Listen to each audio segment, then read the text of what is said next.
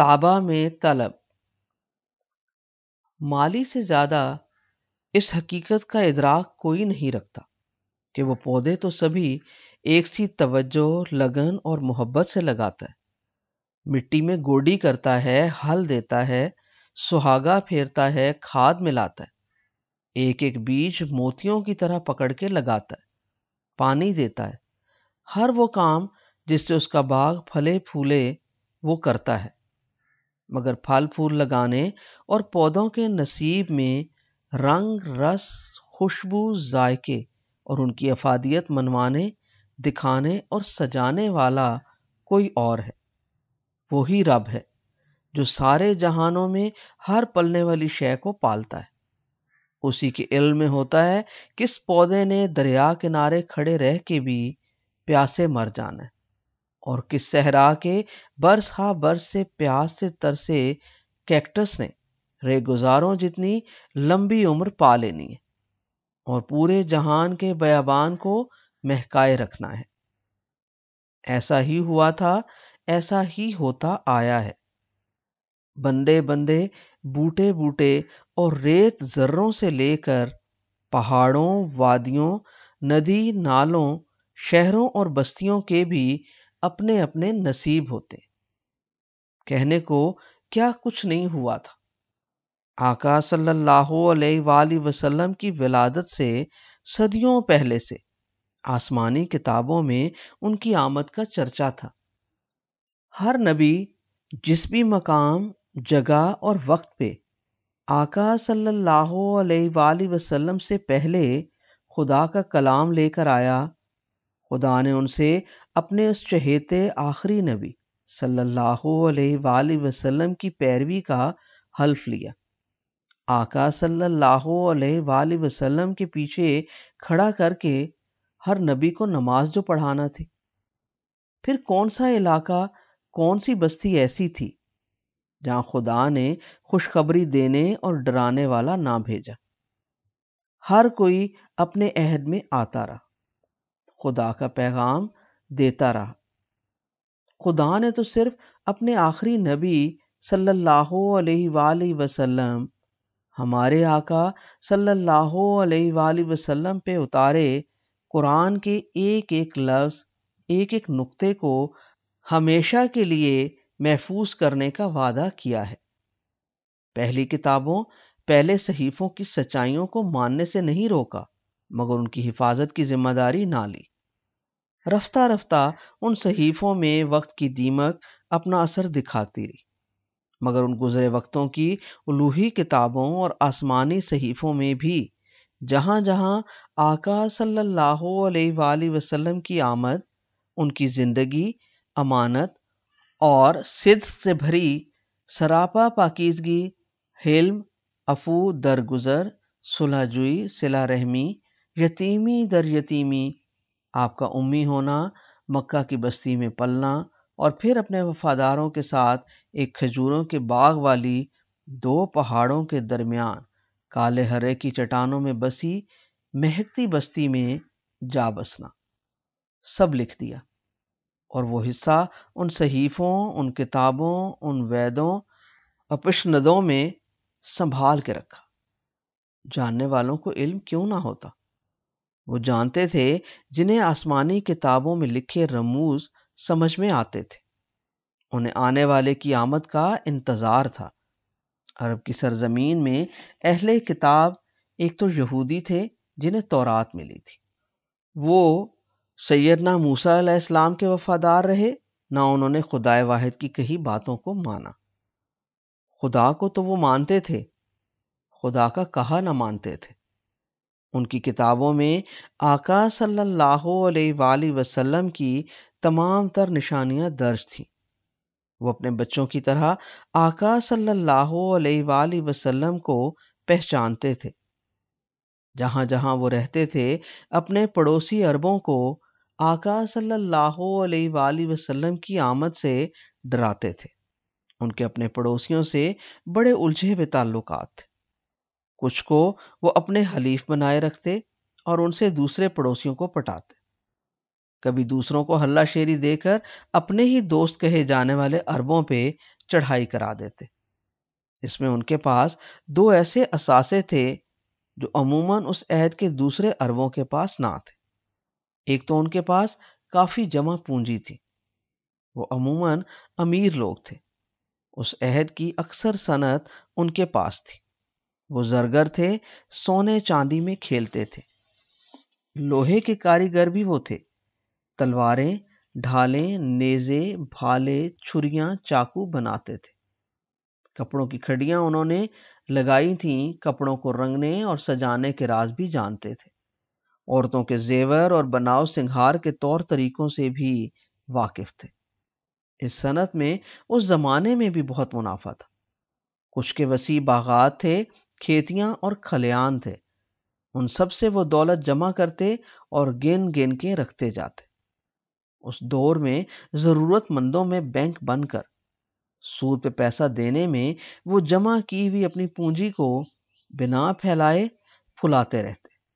یوں معاشی مضبوطی کی وجہ سے وہ اپنے علاقے کے عربوں کو اپنے مقاصد کے لیے استعمال کرتے۔ دوسرا راز ان کے پاس آسمانی کتابوں کا تھا۔ اپنے علم اور تدبر کے منفی استعمال سے وہ اپنی معاشی برتری سے ہمیشہ اپنے فائدے اور دوسروں کے نقصان کا کام لیتے۔ اگر کوئی پھر بھی ان سے نہ بدکتا تو اسے آنے والے نبی کی آمد کا ڈراوا دے کر سہما دیتے اور کہتے، آنے والے نبی کے ہاتھوں ہم تمہیں قوم عاد اور ارم کی طرح تلف کر دیں گے۔ انہیں خدا جانے یہ گمان کیوں تھا کہ آنے والا نبی آخر صلی اللہ علیہ وآلہ وسلم انہی کی قوم سے ہوگا۔ کہنے کو وہ سب بھی سیدنا ابراہیم علیہ السلام کی ہی اولاد سے تھے۔ سیدنا ابراہیم علیہ السلام اپنے بڑے بیٹے اسماعیل علیہ السلام کو لے کر فلسطین سے مکے آئے تھے، اور خدا کے حکم سے دونوں باپ بیٹا نے یہاں خدا کا پہلا گھر خانہ کعبہ بنایا تھا۔ سیدنا اسماعیل علیہ السلام کے 10 سال بعد سیدنا ابراہیم علیہ السلام کی دوسری زوجہ سارہ علیہ السلام کے ہاں سیدنا اسحاق علیہ السلام پیدا ہوئے۔ سیدنا اسحاق علیہ السلام سے سیدنا یعقوب علیہ السلام، پھر سیدنا یوسف علیہ السلام، یوں بنی اسرائیل سے انبیاء علیہ السلام کی ایک طویل لڑی نکلی، جس میں سیدنا موسیٰ علیہ السلام اور سیدنا عیسیٰ علیہ السلام بھی تھے۔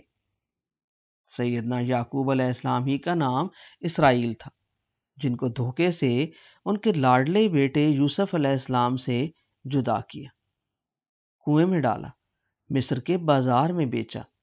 جب پھر بھی خدائے برحق نے ان کی سب تدبیریں پلٹ کے سیدنا یوسف علیہ السلام کو ہی مصر کی حکومت دے دی، تو انہی کی قمیض کی خوشبو سے نابینا ہوئے بوڑھے سیدنا یعقوب علیہ السلام کو بیٹے کی جدائی میں برسوں رونے کے بعد روشنی مل گئی۔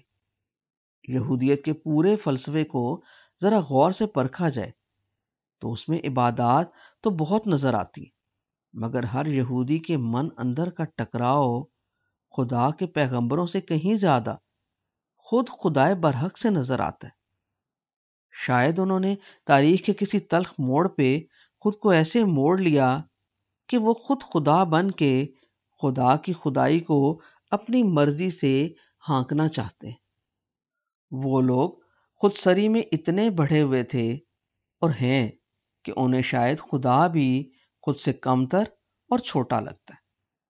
شاید وہ چاہتے ہیں کہ زمانے بھر کے رازق اور مرضی جتانے والے صرف وہ خود ہوں، جو ان کا علم ان کے کچھ کام نہ آیا۔ عرب میں دوسرے اہل کتاب سیدنا عیسیٰ علیہ السلام کو ماننے والے عیسائی تھے۔ ان کی عرب میں تعداد کم تھی، اپنے زمانے کی وہ سب سے بڑی سیاسی اور شاہی قوت تھے۔ سلطنت روم ان کی تھی، یورپ میں سب وہی تھے۔ شام، عراق اور مصر میں بھی انہی کے ساتھی یا حلیف تھے۔ حبشہ میں عدل اور رحم کا تاجدار نجاشی ان کا باج گزار تھا۔ وہ اپنے زمانے میں سپر پاور تھے۔ ان کا ٹکراؤ ایشیا میں ہی نہیں، پوری دنیا میں صرف سلطنت ایران سے تھا۔ ایران اور روم میں جنگیں ہوتی، کبھی رومی جیت جاتے، کبھی ایرانی۔ مسلمانوں کی ساری ہمدردیاں روم کے ساتھ تھی۔ ایک بار آقا صلی اللہ علیہ وآلہ وسلم کے عہد میں کسی بڑی جنگ میں ایران نے روم کو ہرا دیا، تو اللہ نے قرآن میں جلد ہی روم کے جیتنے کی خوشخبری سنا کے مسلمانوں کو خوش کیا، اور پھر ایسا ہی ہوا۔ قرآن پاک نے بھی سیدنا عیسیٰ علیہ السلام کی جی بھر کے تعریف کی۔ ان کی والدہ ماجدہ سیدہ مریم علیہ السلام کو پوری انسانیت، پوری دنیا کی بہترین عورت مانا، اور مسلمانوں کو یقین دلایا کہ پوری دنیا میں تم سے قریب تر جو لوگ ہیں وہ یہی عیسائی ہیں، کیونکہ انہی میں اللہ کی نشانیوں پر غور کرنے اور تدبر کرنے والے لوگ ہیں۔ باقی کی اس عہد کی دنیا میں بھی کم و بیش ایک سا حال تھا۔ امریکہ کے جزائر تو اس وقت تک دریافت بھی نہ ہوئے تھے۔ وہاں ریڈ انڈین عرب کے مشرکوں کی طرح ہر ڈرانے والی چیز سے ڈرتے اور ہر ڈرنے والے کو ڈراتے تھے۔ عرب میں ریت تھی، وہاں سبزہ تھا۔ شمالی یورپ برف کی چھال سے تھوڑا تھوڑا ننگا ہو رہا تھا۔ ٹھنڈے پانی میں وہ لوگ پتلی لمبی کشتیوں پہ دور جا کر شکار کرتے تھے۔ روس کی کوئی ایک آدھ بستی بسا کرتی تھی، ورنہ ان کا ہزاروں میل لمبا برفانی سائبیریا ویسے ہی تھا جیسا کم و بیش آج ہے۔ چین صدیوں سے زندہ جگمگاتی تہذیب ہے۔ آقا صلی اللہ علیہ وآلہ وسلم کی آمد سے بھی کم و بیش 1000 سال پہلے انہوں نے 1500 میل لمبی اور دریا جتنی چوڑی دیوار اپنی سلطنت کی راکھی کے لیے بنائی ہوئی تھی، جو آج بھی چاند پہ بیٹھ کے دیکھی جا سکتی۔ ان کے پاس علم، خرد، حکمت اور صبر تھا۔ آقا صلی اللہ علیہ وآلہ وسلم نے یوں ہی تو نہیں کہا تھا علم سیکھو چاہے تمہیں چین جانا پڑے۔ آقا صلی اللہ علیہ وآلہ وسلم کے غلام چند سالوں بعد چین بھی پہنچے، سیکھنے بھی کچھ سکھانے بھی۔ ہندوستان کی الگ دنیا تھی۔ اس کے طول و عرض میں ٹھنڈے میٹھے پانیوں سے بھرے دریا کنارے خوشحال بستیاں بستی تھیں، جہاں کے راجے مہاراجے سونے اور چاندی میں کھیلتے تھے۔ انہیں پالنے والی پرجا آج ہی کی طرح گڈے پر بیل کی طرح بندھی تھی۔ آج کل گڈے والوں کے پاس کہنے کو گاڑیاں بھی ہیں، جسم پہ دکھنے کو کپڑے بھی دکھتے ہیں، مگر پالتے آج بھی یہی لوگ اپنے حکمرانوں کو ہیں۔ ان دنوں ہندوستان کی ساری پرجا کو پہناوے میں ایک لنگوٹی اور بنیان سے زیادہ کا ادھیکار نہ تھا۔ بہرحال پوری دنیا کے انسان 2 بڑے طبقوں میں تقسیم تھے، ایک استحصال کرنے والے تاجدار، دوسرے استحصال کے شکار عوام الناس۔ وہ ساری پرجا، سارے لوگ اپنے سالاروں، سرداروں اور تاجوروں کو اپنے جسم کی بوٹی بوٹی، ہڈی ہڈی کو تیج کر پالتے، اور انہی کے جانوروں، بھیڑ بکریوں اور مویشیوں کی طرح چارے کی 2 مٹھیوں سے جی بھر کے انہی کو دیکھ دیکھ خوش ہوتے رہتے۔ انہی کے لیے جیتے، انہی کے لیے مرتے۔ یہی نہیں، اپنے اپنے راکشس تاجوروں کو خدا مان کے انہی کی پرستش بھی کرتے۔ ایسے میں خدا کو اپنے معصوم انسانوں کی فلاح کے لیے اپنے رسول آخر صلی اللہ علیہ وآلہ وسلم رحمت للعالمین بنا کے تو بھیجنا تھا۔ لوگوں کو غلام رہنے کا ہی شوق تھا، تو خدا کو پوری انسانیت کا آقا صلی اللہ علیہ وآلہ وسلم اصل حسن اخلاق سے دکھانا تھا، دکھا دیا۔ رسالت کا اعلان ہوئے 11 سال ہو گئے۔ عرب ریگزاروں کا ذرہ ذرہ آقا صلی اللہ علیہ وآلہ وسلم کی آمد کا احوال جان گیا۔ جن بوٹوں کو بہت پانی ملا، انہی میں ابو جہل، ابو لہب اور ابو سفیان بن حرب جیسے بدبخت اس وقت تک دشمن رہے، اور 500 کلومیٹر دور یثرب سے آئے 6 خوش نصیب ایک لمحے میں اپنے ہی نہیں اپنے شہر کے نصیب قیامت تک چمکا کے لے گئے۔ آقا صلی اللہ علیہ وآلہ وسلم کے پیغام پہ لبیک کہا اور یہ وعدہ بھی کیا کہ اگلے حج دنوں میں وہ اپنے اور ساتھیوں کو لے کر آقا صلی اللہ علیہ وآلہ وسلم کی پیروی کے لیے آئیں گے۔ کہتے ہیں وہ سبھی یثرب کے قبیلے خزرج سے تھے۔ یہودیوں کے پڑوسی ہونے کے سبب وہ مدتوں سے ایک آنے والی نبی کی بشارتیں سنتے آئے تھے۔ ان کے شہر میں دوسرا بڑا قبیلہ عربوں کا اوس تھا۔ اوس اور خزرج ایک ہی ماں قائلہ کی اولاد تھے، جن کے باپ کا نام عمر بن عامر تھا۔ یہ قحطانی قبیلے یمن میں کبھی خوشحالی سے رہتے تھے۔ جب وہاں سد معارب پانی کا بنایا ڈیم ٹوٹ گیا تو وہ لوگ 3 صدی عیسوی میں یثرب آ گئے۔ یثرب میں پہلے سے کئی یہودی بستیاں بسی ہوئی تھیں۔ ان میں اکثر بخت نصر کے حملہ 586 قبل مسیح کے بعد ادھر سے بھاگے تھے۔ پھر 70 عیسوی اور 135 عیسوی میں وہ رومیوں کے تشدد کا شکار ہوئے تو ادھر ہی آ گئے۔ مگر یہودیوں سے پہلے جو لوگ یثرب پہنچے انہی میں سے ایک آدمی کا نام یثرب تھا۔ وہ امالیق قبیلے سے تھے۔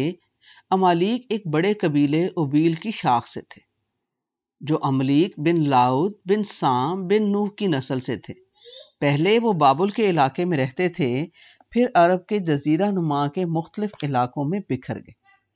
علامہ طبری کے نزدیک انہی کے جد امجد املیق عربی زبان کے بانی تھے۔ یہی عربی زبان کے بانیوں نے یثرب بسایا تھا۔ یثرب کے لغوی معنوں میں ملامت، فساد، خرابی اور بیماری کی نشانیاں دیکھ کے آقا صلی اللہ علیہ وآلہ وسلم نے اس کا نام بدل دیا اور فرمایا اللہ نے اس پیارے شہر کا نام طابہ رکھا ہے۔ کون نہیں جانتا طابہ پاک کو کہتے ہیں، اور مدینہ کے معنی ہیں شہر، پاک سرزمین۔ یہی خدا کا چنا ہوا مقام ہے اپنے رسول صلی اللہ علیہ وآلہ وسلم کے لیے۔ ہمارے آقا صلی اللہ علیہ وآلہ وسلم کے لیے، ہمارے لیے۔